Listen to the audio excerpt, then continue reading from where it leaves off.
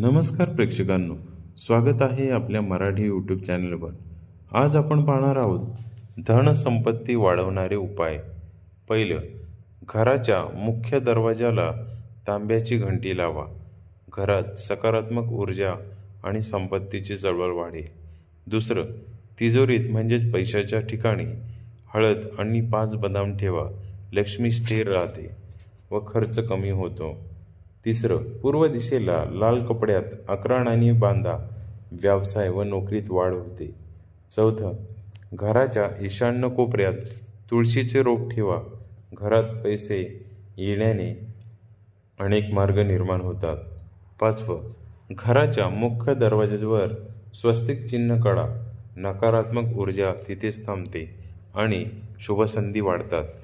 सहावं, देवघरात पांढऱ्या कपड्यावर चांदीचे नाणे ठेवा.